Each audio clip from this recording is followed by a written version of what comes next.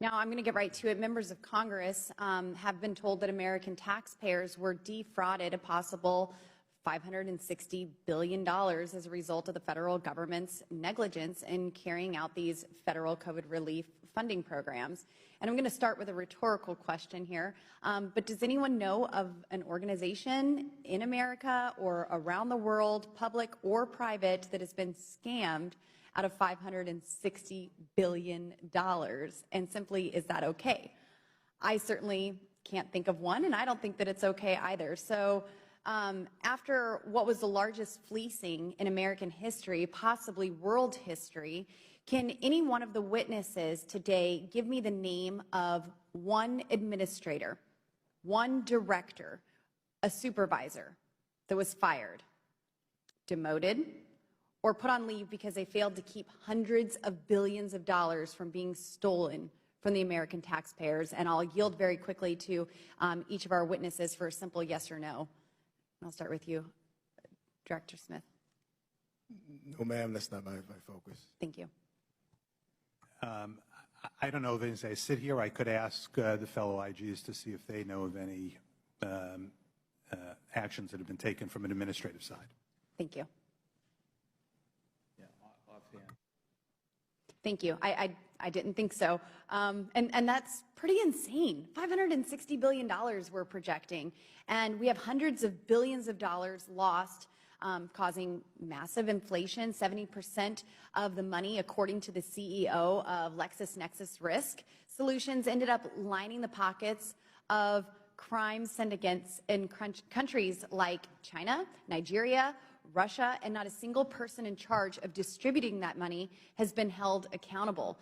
So here's how badly the American taxpayer was conned. The United States federal government has reportedly been defrauded of more money in the last 2 years than the entire 2022 tax revenue of England, Italy, Mexico, Ireland, Greece, Israel, Canada, Poland, and Brazil combined. The American taxpayers have one question: how the heck were these bureaucrats so dang incompetent that they were being scammed out of $35 million every hour for nearly 2 years? Absolutely insane. And what's equally concerning is the fact that for years, Congress has known the size and scope of which the American taxpayer was defrauded, yet this committee refused to act until now that Republicans hold the gavel. And in a desperate attempt to protect the Bidens, the big tech industry, the Democrat Party, the mainstream media has tried to discredit this committee before our work has even begun. There should be nothing more bipartisan than ensuring American tax dollars aren't stolen by fraudsters. But sadly, it's taken a Republican-controlled Oversight and Accountability Committee to be willing to get to work on it. So here we are, the American people had their businesses shut down, they lost their jobs, their livelihoods, their life's work because of government mandates and shutdowns.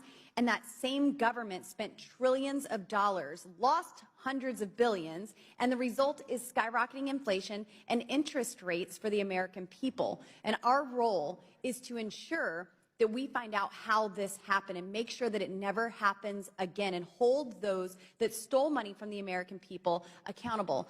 And Chair Horowitz, I would like to ask you, under the Biden administration, we have seen the DOJ wage a full-out attack against the American people, from accusing parents concerned about their children's education of being domestic terrorists, to raiding the homes of pro-life activists, to pressuring private companies to censor conservatives.